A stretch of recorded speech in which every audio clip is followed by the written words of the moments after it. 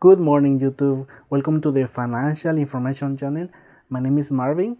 In this video, I'm going to give you the earnings that happened between May 22nd to May 28th. So let's start with the video.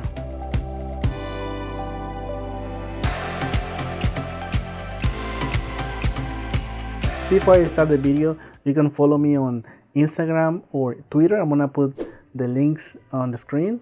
And right now we're going to be reviewing the earnings that happened between May 22nd to 28th.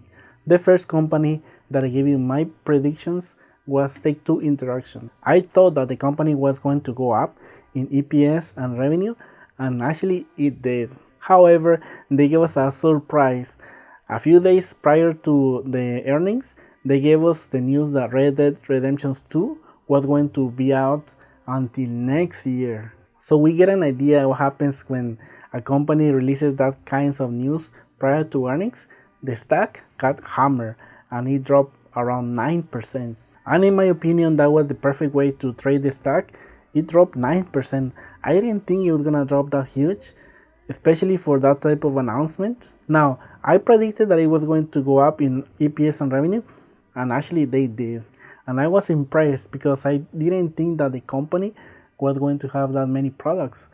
When I did my Activision Blizzard, I thought that Take-Two Interaction didn't have a chance against them.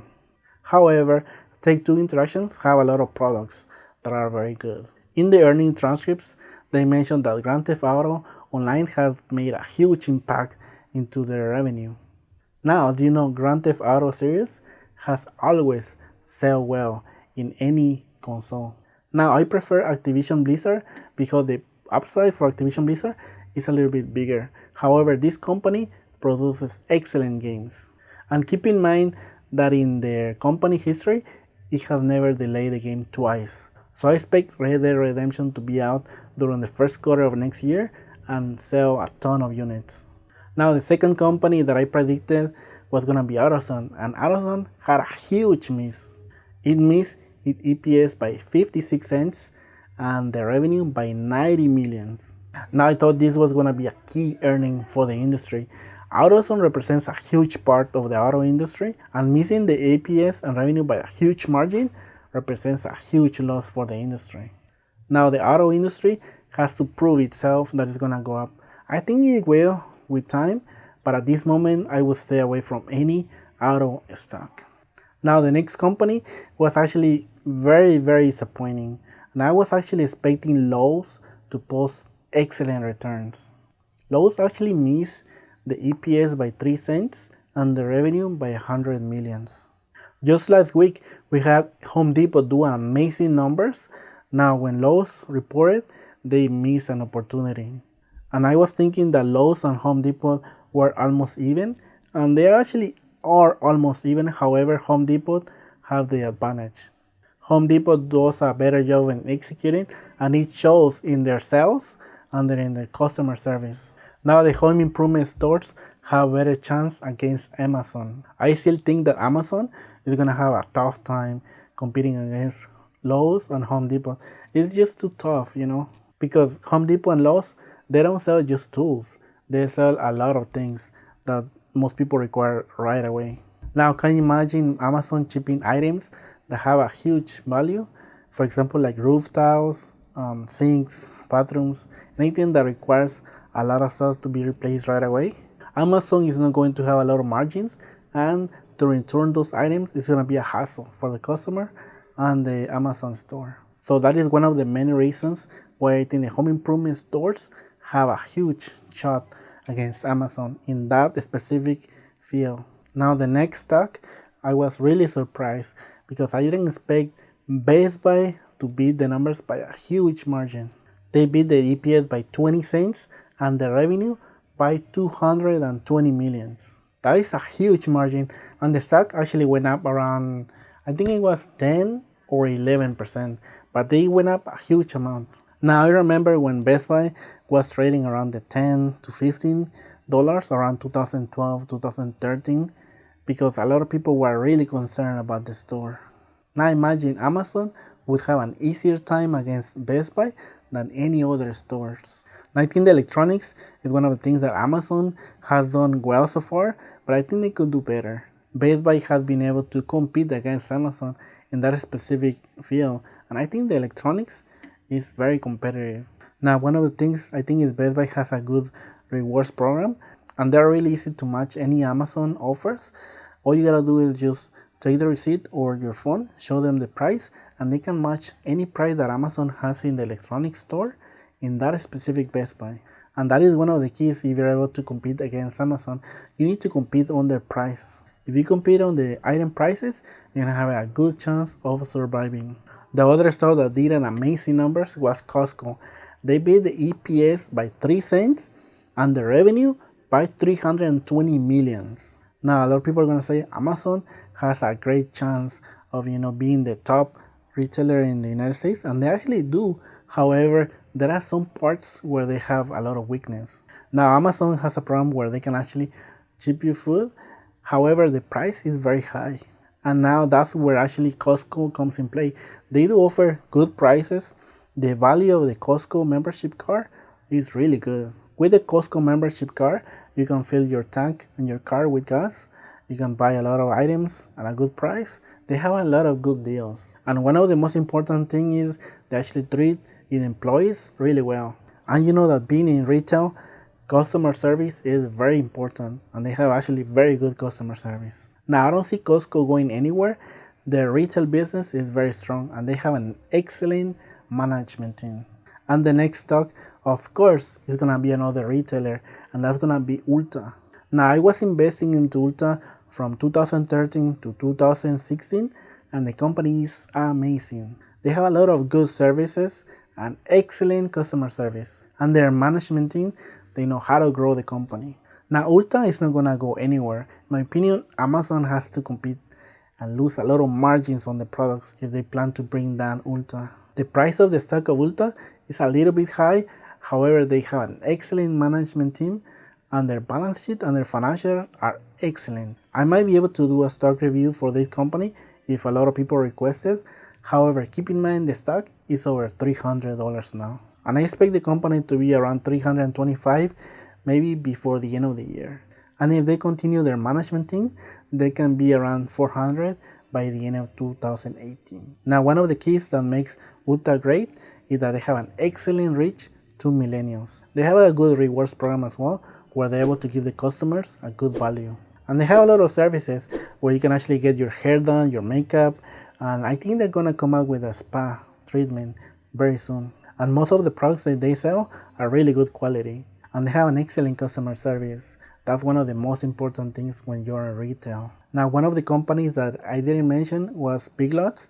They actually went up in EPS by 16 cents and went down in revenue by 10 millions. And that is one of the companies that sells items at a reduced price, and they're actually doing really good. However, this week, there's another company that is a little bit better, in my opinion. And that is where we're going to start from the week of May 29 to June 2nd. Now, as you know, the stock market is going to be closed during May 29 because of Memorial Day. And I want to thank everyone that is currently serving and that has served the country. And that is one of the reasons why the stock market is going to be closed. Now, the first stock is going to be on Wednesday, May 31st. That's going to be Box. They actually are very similar to Dropbox. Now, they have gone up around 35% for the 2017 year. And I think they're going to report excellent EPS and revenue numbers. I'm very surprised that not a lot of people know about this company, but this company has been doing really well in the past few years. And the next company is going to be Ollie's. Now, Ollie's is like a retail store that sells items at a reduced price. They have gone up around 46% for the year. That is a huge amount for a retailer. And I think they're going to report good EPS, but I think they're going to miss on the revenue. Now, I've been looking at retailers. They are kind of bouncing around. Some years they go up, other years they go down.